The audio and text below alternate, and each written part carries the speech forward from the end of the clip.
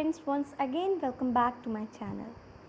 In this video, I'll complete the second part of the chapter, the Cold War era. In the first part, I ended with what were the ideologies of Western and Eastern alliance. And in this video, I'll complete what is Cold War, about Second World War, arenas of Cold War, and the emergence of two superpowers.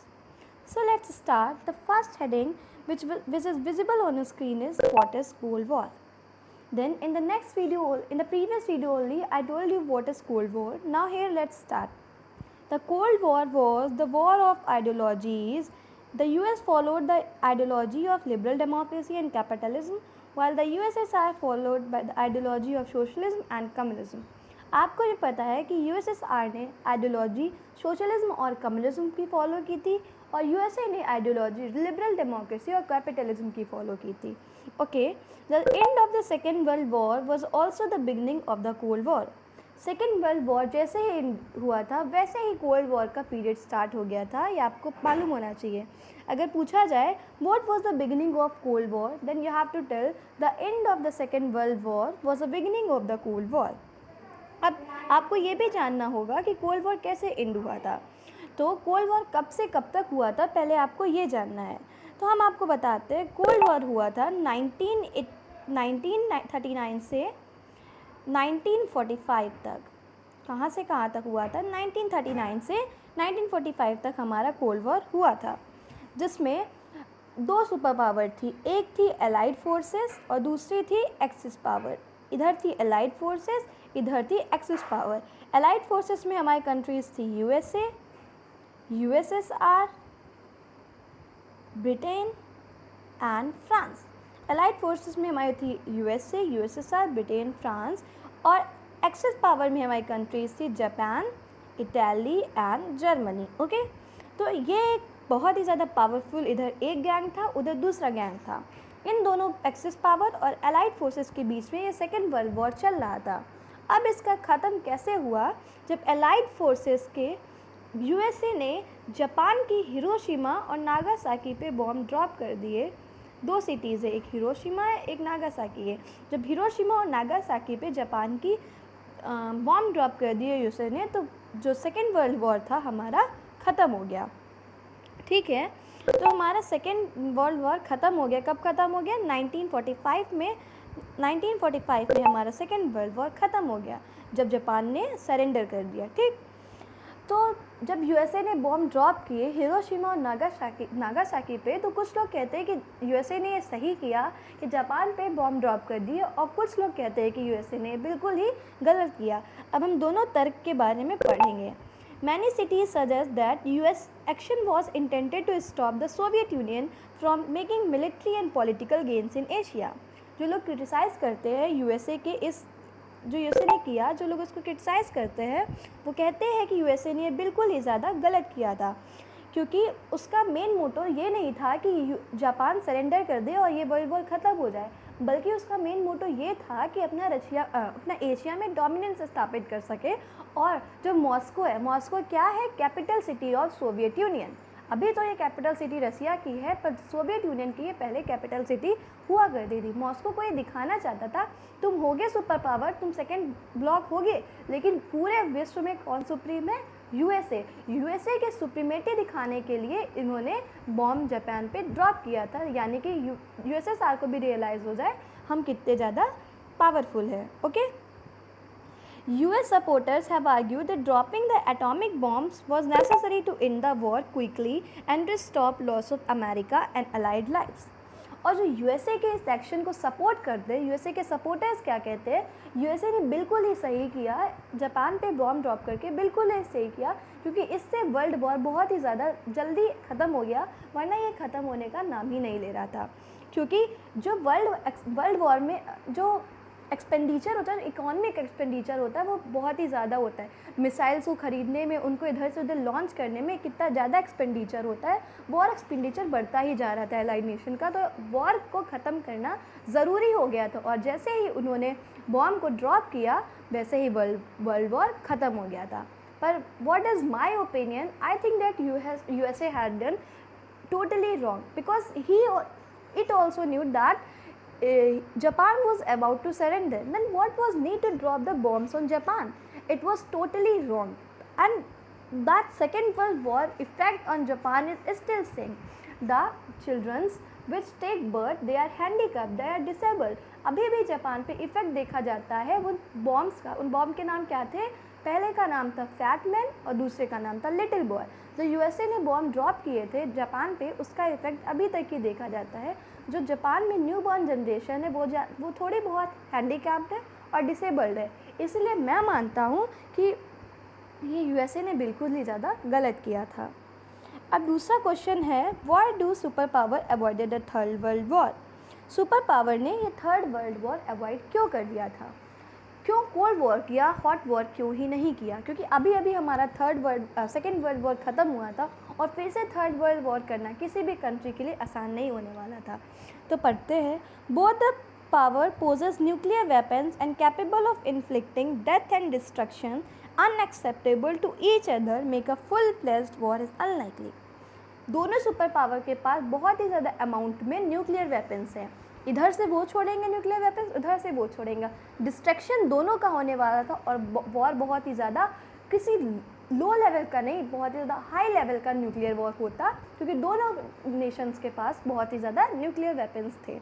The second point is, even if one of them tries to attack and disable the nuclear weapon of its rival, अगर एक attack करता है और दूसरे nation अपनी जो उसके साथ जिसकी दुश्मनी है, जो उसका दुश्मन है, उसके न्यूक्लियर वेपन्स को डैमेज करने की कोशिश करता है, देन दूसरे के पास जो डैमेज करने की कोशिश करता है उसके पास इतने ज़्यादा न्यूक्लियर वेपन्स रहेंगे, दूसरे को तो डिसेबल कर देगा, दूसरे के तो वेपन्स को वो ख़त्म कर देगा, पर उसके खुद के पास इतने वेपन्स रह जाएंगे कि वो कभी इन फ्यूचर डिस्ट्रक्शन कॉज कर सकते हैं. This is called the logic of deterrence. इसी को लॉजिक ऑफ डिटरेंस कहते हैं. यानी कि थर्ड वर्ल्ड वॉर को जो लॉजिक, जो पॉलिसी जो अवॉइड करती है, उस पॉलिसी को हम कहते हैं लॉजिक ऑफ डिटरेंस. ठीक, both side have the capacity to retaliate against an attack and to cause much destruction that neither can afford to initiate a war. दोनों कंट्रीज़ के पास इतनी ज़्यादा पावर, इतनी ज़्यादा टेक्नोलॉजी, इतने ज़्यादा वेपन्स हैं कि दोनों कंट्री वॉर करेंगी, और वॉर करने के बाद में ये भी डिसाइड करना बहुत ही मुश्किल होगा, क्योंकि दोनों कंट्रीज़ का इतना ज़्यादा डिस्ट्रक्शन हुआ कि कौन विनर है और कौन लूज़र है. इसीलिए वॉर करने का कोई मतलब ही नहीं था. ठीक, thus the Cold War, in spite of being intense form of rivalry between two great power, remained a goal.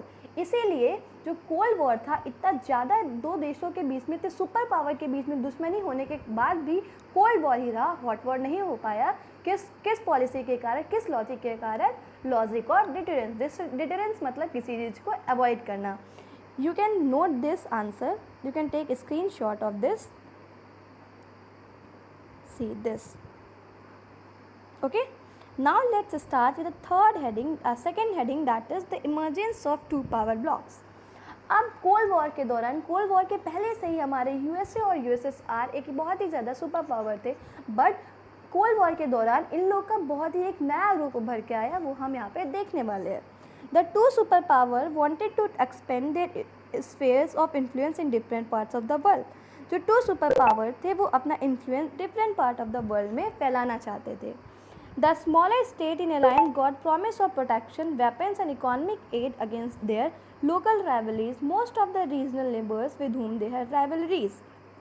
बहुत ही ज़्यादा इम्पॉर्टेंट है कि स्मॉलर स्टेट्स ने जो सुपर पावर को क्यों ज्वाइन किया था, उनके चमचे वो लोग क्यों बन गए थे, उनके अंडर वो लोग क्यों काम करने लगे थे.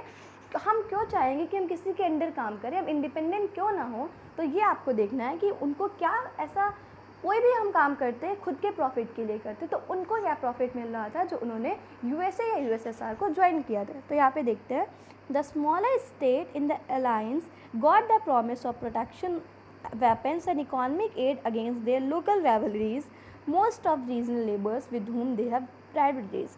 कोई भी कंट्री हो, उसकी लोकल राइवलरीज की पर्सनली दुश्मनी किसी ना किसी के साथ होती है. वर्ल्ड में ऐसी कोई भी कंट्री नहीं है कि जिसकी किसी ना किसी कंट्री के साथ दुश्मनी ना हो. तो जब उन्होंने एलाइज जो थे किसी भी सुपर पावर के, जो उन्होंने सुपर पावर को ज्वाइन किया, तो उनको एक प्रॉमिस किया गया था कि हम तुमको हमेशा हर जगह से प्रोटेक्ट करेंगे, तुमको इकोनॉमिक सपोर्ट देंगे, तुमको रुपये पैसों से मदद करेंगे, तुमको मिलिट्री सपोर्ट देंगे। अगर तुम्हारी किसी भी कंट्री के साथ युद्ध होता है तो हम उसमें तुमको वेपन्स के साथ में, मिलिट्री के साथ में फुल सपोर्ट करेंगे और तुमको वेपन्स भी देंगे। अगर हमारे पास बहुत ज़्यादा वेपन्स और तुम्हारा किसी की कंट्री के साथ वॉर होता है, तुम उसको सपोर्ट करेंगे, ठीक। और अगर जिस कंट्री के साथ, जिस देश के साथ में पर्सनल दुश्मनी है, उसमें भी हम तुमको सपोर्ट करेंगे, ठीक। इसीलिए उन्होंने ज्वाइन किया था किसको, सुपर पावर को, क्योंकि उनको प्रोटेक्शन उनको मिला था वेपन्स के लिए, economic aid and from their local rivalries, उनके लोकल रिवैलिटीज से भी उनको प्रोटेक्शन का प्रॉमिस मिला था। And let's come to the third point, the alliance system threatened to divide the entire world into 2 camp. तो अलायंस सिस्टम था। अलायंस सिस्टम क्या होता है, 2 सुपर पावर्स है, तुमको इनको ज्वाइन करना है या फिर उनको ज्वाइन करना है। इधर ज्वाइन करने वाले सिस्टम में 2 सुपर पावर वाले सिस्टम ने वर्ल्ड को 2 कैंप्स में डिवाइड कर दिया था। एक था हमारा यूएसएसआर का और दूसरा था यूएसए का, यानी कि हमारे वर्ल्ड को बाईपोलर बना दिया था। बाईपोलर यानी जो ये अर्थ है, ये जो हमारी अर्थ है, इसके 2 पोलर है, north pole and south pole, ठीक। वैसे ही हमारे वर्ल्ड के 2 पोल हो गए थे, एक तो नॉर्थ पोल यानी यूएसए हम बोल देते हैं, और एक साउथ पोल यानी यूएसएसआर। जैसे वर्ल्ड हमारी अर्थ 2 पोल में डिवाइड है, वैसे ही हमारा ये वर्ल्ड जो था वो 2 पोल में डिवाइड हो गया था, एक था यूएसए और एक था यूएसएसआर। किसी भी छोटी मोटी कंट्रीज़ का उसमें नहीं दिखाई पड़ रहा था, केवल 2 सुपर पावर थी, एक हमारा यूएसए और दूसरा USSR, okay. The alliance system created to divide the entire world into 2 camps, okay. Most of western Europe side with the US and the eastern Europe join the Soviet Union. अब आपको पता है US किधर side में है, west side में है। तो पहला जो डिवीज़न हुआ था किस कंटिनेंट पे हुआ था, यूएस, और एरेना पहला कोल्ड वॉर का कौन था, यूरोप था पहला कोल्ड वॉर का एरेना। तो सबसे पहला डिवीज़न हुआ था किस कंटिनेंट में हुआ था, यूरोप में। आपको पता है कि यूएस जो है हमारा वेस्टर्न साइड में है, तो जो यूरोप था, ये जैसे हम ये बनाते हैं, यूरोप बनाते हैं, ठीक है, ये है यूरोप, ये है हमारी वेस्ट साइड और ये है हमारी ईस्ट साइड। तो जो इधर की कंट्रीज़ थी इन्होंने ज्वाइन कर लिया था, यानी कि यूएसए को, बिकॉज यूएसए इधर साइड में था, और जो ईस्ट कंट्रीज़ थी उन्होंने ज्वाइन कर लिया था यूएसएसआर। यहाँ पे बहुत ही ज़्यादा छोटी छोटी कंट्रीज़ हैं, जो इधर साइड की सारी कंट्रीज़ थी उन्होंने यूएसएसआर को ज्वाइन कर लिया था, तो इधर साइड की छोटी छोटी कंट्रीज़ थी उन्होंने यूएसए को ज्वाइन कर लिया था, ठीक। The Western Alliance was formalized into an organization, the North Atlantic Treaty Organization। तो वेस्टर्न अलायंस, अगर हमने कोई कोई ऑर्गेनाइजेशन इस्टेब्लिश किया है तो ऐसा कोई कॉन्ट्रैक्ट होना चाहिए जिस बेसिस पे हमारा ऑर्गेनाइजेशन खड़ा रहे, मतलब कि हमारा कोई चीज़ बेस होनी चाहिए थी। वो वेस्टर्न अलायंस की बेस क्या थी, वेस्टर्न अलायंस की बेस थी North Atlantic Treaty Organization. North Atlantic Treaty Organization base थी हमारी वेस्टर्न अलायंस की। आपको याद रखना है वेस्टर्न अलायंस की बेस थी नॉर्थ एटलांटिक ट्रीटी ऑर्गेनाइजेशन। उसको हम नेटो भी कहते हैं, नेटो कब एग्जिस्टेंस में आया था, 1949 में। नेटो एग्जिस्टेंस में आया था 1949 में। It was an association of 12 states which declared that armed attack on any one of them in Europe or North America would be regarded as an attack on all of them। अब इसको समझिए, जो western alliance था वो एक एक contract sign करके बना था। उस कॉन्ट्रैक्ट का नाम था NATO, North Atlantic Treaty Organization. और वो कब इन्फ्लुएंस में आया था, वो इन्फ्लुएंस में आया था अप्रैल 1949 में। बहुत ज़्यादा इंपॉर्टेंट डेट है, आपको याद रखना चाहिए। अगर पूछा जाए नेटो इन्फ्लुएंस में कब आया था, नेटो कब बना था, तो आपको बताना है 1949 में ऐसे बना था। इसने एक कॉन्ट्रैक्ट साइन किया था। कितनी कंट्रीज़ ने वो कॉन्ट्रैक्ट साइन किया था, तो वो 12 स्टेट्स ने वो कॉन्ट्रैक्ट साइन किया था। और उन्होंने ये कहा था कि अगर किसी भी कंट्री का एक कंट्री के साथ दुश्मनी है तो मानो उसकी सबके साथ दुश्मनी है। अगर किसी ने एक कंट्री पे अटैक किया तो उसका मिलकर जवाब हम देंगे, हम सारे 12 स्टेट्स मिलकर जवाब देंगे। अगर मतलब कि एक कोई कंट्री है वो जो नाटो की किसी एक कंट्री पे हमला करती है तो केवल वही कंट्री जवाब नहीं देगी, केवल वही कंट्री नहीं मिलेगी, बल्कि जो 12 कंट्रीज़ ने ज्वाइन किया नेटो को, वो सारी कंट्रीज़ मिलकर उस कंट्री से लड़ेंगी। ये था हमारा मोटो नेटो का। ठीक है, अब हम आते हैं ईस्टर्न अलायंस। अब भाई देखो, अगर तुम्हारा दुश्मन कुछ करता है, आगे बढ़ने की कोशिश करता है, तो आप भी नॉर्मली आगे बढ़ने की कोशिश करेंगे ही। ऐसे ही वेस्टर्न अलायंस ने तो अपना एक नेटो के द्वारा अपने को खुद को इस्टेब्लिश कर लिया था। अब बारी है ईस्टर्न अलायंस की। ईस्टर्न अलायंस क्या करता है खुद को इस्टेब्लिश करने के लिए? तो देखते हैं। Eastern south east Asia eastern alliance known as Warsaw Pact was led by Soviet Union. देखो, वेस्टर्न अलायंस ने साइन किया था NATO, North Atlantic Treaty Organization, और ईस्टर्न अलायंस ने क्या साइन किया था? Warsaw Pact. वो किसके द्वारा लेड किया जा रहा था? सोवियत यूनियन के द्वारा। अब जो आपको मैंने बताया है, जो वो नेटो था वो 1949 में साइन हुआ था। अब आपको याद रखना है वार्सो पैक्ट कब साइन हुआ था? 1955 में। नेटो का मेन फंक्शन था कि नेटो का मेन मोटो था कि अगर 12 कंट्रीज में से किसी भी कंट्री के ऊपर कोई अटैक करता है तो उसका मिलकर जवाब सारे देंगे, माने यानी कि सारे मिलजुल कर रहेंगे और एक दूसरे को सपोर्ट करेंगे। पर वार्सो पैक्ट का क्या मेन फंक्शन था? Its principal function was to counter NATO's force in Europe. यानी कि इसका फंक्शन था कि जो नाटो अपना फैलाव यूरोप में बढ़ा रहा है उसको काउंटर करना है, उसको कम करना है। ठीक, आपको ये याद रखना होगा नेटो का बेसिक मोटो क्या था और वार्सो पैक्ट का बेसिक मोटो क्या था। In East South Asia and West Asia. अब देखो, यूरोप का तो डिवीज़न हो गया, एक कॉन्टिनेंट का डिवीज़न हो गया, कुछ उधर चले गए वेस्ट साइड में, कुछ ईस्ट साइड में चले गए, कुछ ने ईस्टर्न अलायंस को ज्वाइन कर लिया और कुछ ने वेस्टर्न अलायंस को ज्वाइन कर लिया। अब नेक्स्ट बारी थी हमारे एशिया की। एशिया आपको पता है लार्जर कॉन्टिनेंट है, लार्जेस्ट कॉन्टिनेंट है, और किसी भी सुपर पावर के लिए अगर उसमें से कुछ भी कंट्रीज़ मिल जाती हैं तो बहुत ही ज़्यादा अच्छा होने वाला था, बहुत ही ज़्यादा पावरफुल होने वाला था। तो हम देखते हैं East and Southeast Asia and in West Asia, Middle East, the United States built an alliance system called Southeast Asian Treaty Organization (SEATO) and Central Treaty Organization (CENTO). एक तो नाटो बनाई थी जो कि यूरोप के लिए थी, और दूसरा क्या बनाया था? East and south east Asia. East और साउथ ईस्ट एशिया में, ईस्ट एशिया है हमारा, सबके ईस्ट वेस्ट नॉर्थ साउथ होते हैं, तो ईस्ट और साउथ ईस्ट एशिया में और वेस्ट एशिया में उसने अपना कंट्रोल इस्टेब्लिश, मतलब खुद वहाँ पे पहुँच शुरू कर दी थी। कैसे पहुँच शुरू की थी? उसने 2 ट्रीटी बनाई थी। एक तो था साउथ एशियन ट्रीटी ऑर्गेनाइजेशन (सीटो) और एक था सेंट्रल ट्रीटी ऑर्गेनाइजेशन (सेंटो). ये था सेंट्रल एशिया के लिए और ये हमारा था east and south east Asia के लिए। आपको इसका फुल फॉर्म याद कर रखना होगा, South East Asian treaty organisation (SEATO), central treaty organisation (CENTO). Okay, अब अगर भाई यूएसए ने तो अपना एशिया में भी डोमिनेंस स्थापित शुरू कर दिया था, अब क्या जो हमारा सोवियत यूनियन है वो शांति से बैठेगा? नहीं शांति से बैठेगा। उसने भी एशिया में अपनी पहुंच बनाना शुरू कर दिया। उसने भी फ्रेंडशिप शुरू कर दी कम्युनिस्ट चाइना के साथ। Close relation with the regional countries such as North Vietnam, North Korea and Iran. ये क्वेश्चन पूछा जाता है कि जब जो यूएसए है उसने एशिया में आना शुरू कर दिया था, तब वार्सो पैक्ट के द्वारा जो अलायंस फॉर्म हुआ था, यानी कि ईस्टर्न अलायंस, उसने कौन कौन सी कंट्रीज़ के साथ फ्रेंडशिप की थी? तो उसने फ्रेंडशिप की थी कम्युनिस्ट चाइना के साथ, नॉर्थ वियतनाम के साथ, नॉर्थ कोरिया के साथ और इराक के साथ। ओके, तो चाइना के साथ उसने फ्रेंडशिप कर तो ली थी, लेकिन बाद में उसकी वो फ्रेंडशिप टूट गई थी। कैसे फ्रेंडशिप टूट गई थी वो हम पढ़ेंगे नेक्स्ट चैप्टर में, यानी कि एंड ऑफ बाइपोलैरिटी में। फिर भी यहाँ पे थोड़ा सा आपकी बुक में दिया गया है, तो let's see. However cracks and split within the alliance were quick to appear. मतलब कि कभी कभी अलायंस जो ज्वाइन करते थे वो अलायंस वापस भी आ जाते थे।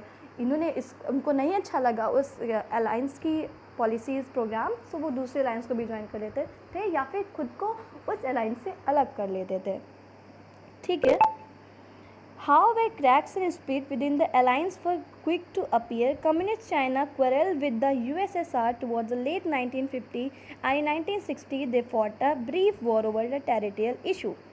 ठीक है, उन्होंने जो चाइना था जिसने यूएसएसआर को ज्वाइन किया था, उसने यूएसएसआर से वो 1950 में अलग हो गया था और 1969 में उनका एक टेरिटोरियल इशू पे वॉर हुआ था. 1969 में ये भी क्वेश्चन आ सकता है कि यूएसएसआर और चाइना का टेरिटोरियल इशू पे वॉर किस ईयर में हुआ था, तो आपको बताना है 1969. किस पे हुआ था? 1969 में हुआ था. और सोवियत यूनियन से चाइना ने खुद को किस ईयर में अलग कर लिया, तो आपको बताया ना 1960 में. और वॉर कब लड़ा था? 1969 में. ठीक है, लेट्स स्टार्ट. एक आपकी बुक में एक पैराग्राफ दिया है, उससे एक क्वेश्चन बन के आता है, why super power needed alliance with the smaller countries. आपको भी लगता होगा कि इतनी बड़ी बड़ी सुपर पावर उनके छोटी छोटी कंट्रीज़ मिला के क्या उनको सपोर्ट कर देंगे, वो इतने अलायंस क्यों बनाते हैं. मतलब इतनी बड़ी सुपर पावर है, छोटी छोटी कंट्रीज़ है, उनको बताओ अपने साथ में ले जाते हैं, तो मतलब क्या सपोर्ट मिलता है. कोई भी हम काम करेंगे अगर उसमें हमारा प्रॉफिट होगा वही काम करेंगे. इसीलिए तो अब सुपर पावर को अलायंस से क्या प्रॉफिट होता था, हमने आपको पहले ही बताया. अलायंस को सुपर पावर से प्रॉफिट क्या होता था. अब यहाँ पे हम डिस्कस करेंगे सुपर पावर को अलायंस से क्या प्रॉफिट होता है. तो लेट्स सी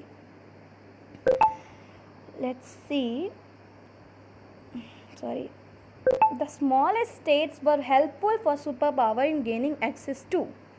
जो स्मॉलेस्ट स्टेट है वो सुपर पावर के लिए हेल्पफुल होते थे. ये 5 पॉइंट है, आप देखिए 5 पॉइंट है जिसके लिए सुपर पावर को एलाइज इम्पॉर्टेंट होते थे.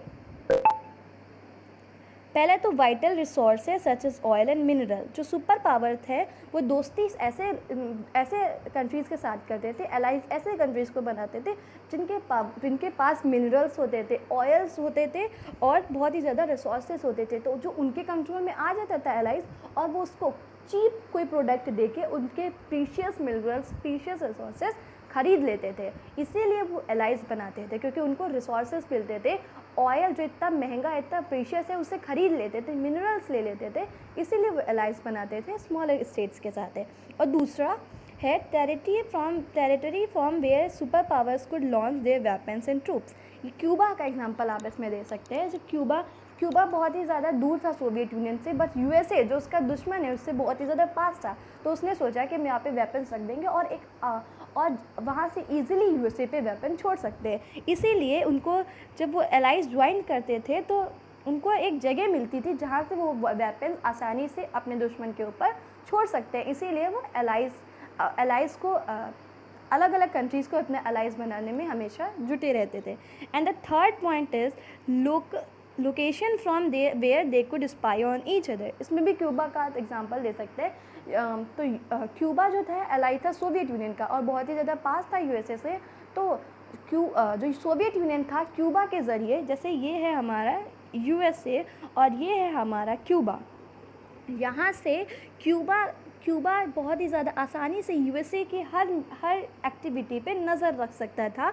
तो ये जो था एलाई था सोवियत यूनियन का. तो ये सोवियत यूनियन के द्वारा क्यूबा यूएसए पे बहुत ही ज़्यादा आसानी से नज़र रख सकता था. वो क्या करते हैं, क्या मिसाइल बनाते हैं, क्या ट्रिक यूज़ करते हैं लड़ाई करने के लिए, कैसे एलाइज फॉर्म करते हैं, वो सब यहाँ पे नज़र रख सकता था. ठीक है. और हमारा चौथा पॉइंट है economic support in that many smaller allies together could help for military expenses. ये तो है कि सुपर पावर के पास ज़्यादा रुपए है और बहुत सारे ज़्यादा कंट्रीज मिल रहे हैं, फिर भी उनके बराबरी नहीं कर सकते. पर आपको पता है बूंद बूंद से ही घड़ा बढ़ता है. अगर छोटी छोटी कंट्रीज़ आ जाएं और फॉर्म कर लें तो वो सुपर पावर को बहुत ही ज़्यादा हेल्प कर सकती है. अगर कभी सुपर पावर का किसी कंट्री के साथ वॉर हो तो छोटी छोटी कंट्रीज़ मिलकर उनका रुपए इकट्ठा करके उनका इकोनॉमिक सपोर्ट भी कर सकती है. ठीक, पहला फोर्थ पॉइंट ये हो गया आपका. And the last point is ideological support. आपको पता है कि जो सुपर पावर थे वो अपनी अपनी आइडियोलॉजीज़ को बेटर प्रूव करने में लगे हुए थे. तो जो जितने ज़्यादा उनके एलाइज थे उनको लगता था कि हाँ हमारी आइडियोलॉजी इतनी ज़्यादा है तभी हमारी आइडियोलॉजी इतनी ज़्यादा अच्छी है तभी हमको इतने एलाइज ज्वाइन करते हैं. ठीक है. अब हम आते हैं एरिनाज ऑफ कोल्ड वॉर. अब आपको क्वेश्चन आ रहा होगा, एरेनाज ऑफ कोल्ड वॉर से हम मतलब क्या रखते हैं? एरेनाज ऑफ कोल्ड वॉर वो एरियाज़ होते हैं जहाँ पे वॉर होने की संभावना होती है, या फिर छोटे छोटे वॉर या फिर छोटे छोटे वेपन्स का कहीं ना कहीं यूज़ होता है। तो एक डिफिनीशन दी होगी आपके वॉर में, आपकी बुक में डिफिनीशन दी होगी, arenas of cold war we refer to areas where war occurs or war is threatened to occur। ये लिखा है from arenas of cold war we refer to those areas where crisis and war occurred or threatened to occur but does not cross the certain limits। Arenas of cold war से मतलब उन areas से है जहाँ पे war होता है या होने की संभावना होती है, पर ऐसे लिमिट्स क्रॉस नहीं करता है कि न्यूक्लियर वॉर हो जाए। ठीक है,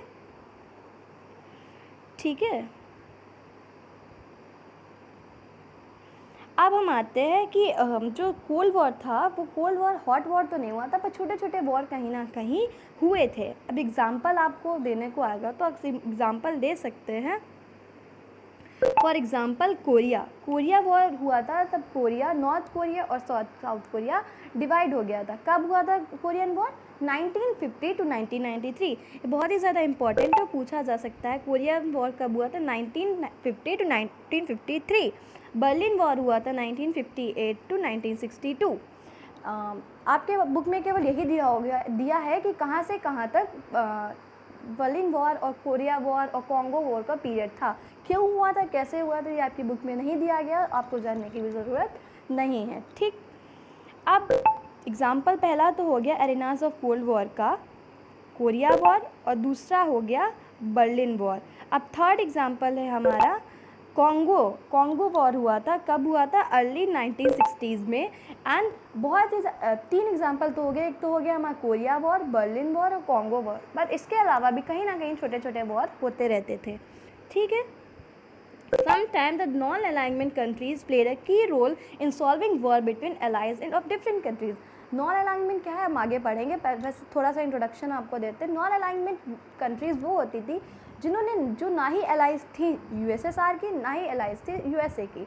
उन्होंने एक अपना बीच का रास्ता निकाला, ना ही वो इधर गए ना ही उधर गए, बल्कि बीच से चले गए, मतलब एक अच्छा सा रास्ता निकाला, और ना ही इनसे दुश्मनी ली ना ही उनसे दुश्मनी ली। नॉन अलाइंड रहना, यानी किसी के अलाइज नहीं बने। तो आप सोचते कि ना ही किसी के अलाइज बने तो उनको वर्ल्ड पॉलिटिक्स से क्या मतलब, सुपर पावर से क्या मतलब? उनको मतलब था, अगर कहीं भी वॉर होता था, किसी भी कंट्री के साथ गलत हो रहा होता था या फिर कहीं वॉर होता था, वो जाते थे और वॉर को ख़त्म करने की कोशिश करते थे। एग्ज़ाम्पल हमारे एग्ज़ाम में पूछा जाता है, तो आप एग्ज़ाम्पल दे सकते हैं। Jawaharlal Nehru played a key role in solving Korean war.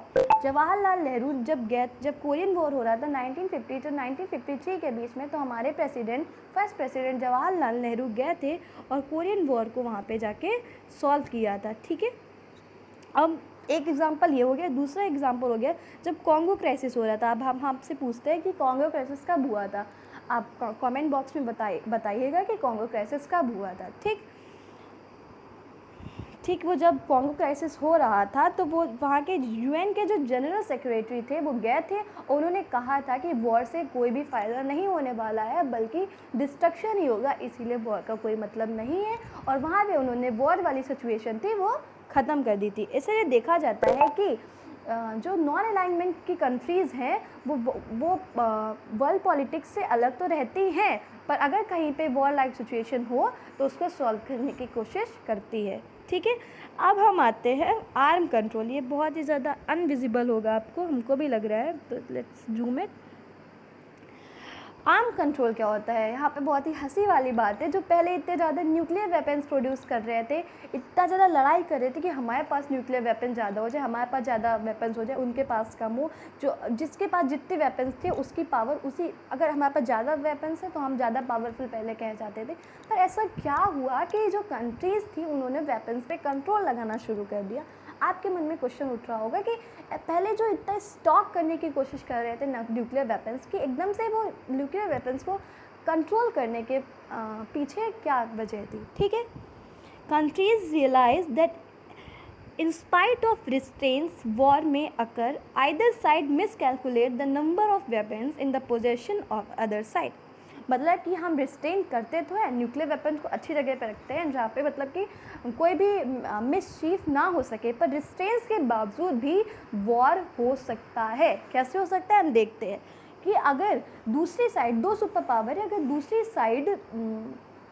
दूसरी साइड मिस कैलकुलेट कर ले कि इसके पास इतने वेपन्स हैं, वेपन्स को मिस कैलकुलेट कर ले और मतलब कि उसको पता ना चले दूसरी साइड के पास कितने वेपन्स है और कहीं वॉर हो गया तो कौन सी वेपन कहाँ से आई है उसको ये ना पता चले, तो इससे भी वॉर लाइक सिचुएशन आ सकती है।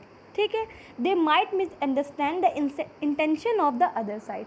अब भाई उसने अगर गलती से उससे किसी मिसाइल कहीं से छूट गई या फिर कोई सोल्जर के द्वारा कुछ गलती हो गई और वो जो अदर साइड है वो समझ ना पाए ये वॉर है या गलती है, तो war like situation nuclear war हो सकता है। मतलब या गलती से भी कोई मिसाइल इधर से उधर आ गई या कोई मिसाइल लॉन्च हो गई तो दूसरी साइड को तो लगेगा कि ये वॉर करने वाले हैं, उसको क्या पता चलेगा कि ये गलती से हुई है, तो इससे भी वॉर लाइक सिचुएशन आ सकती है। और by mistake if countries would get to know if it is an accident or a war। वही तो, और अगर कंट्रीज़ को कैसे पता चलेगा ये एक्सीडेंट है और ये वॉर है।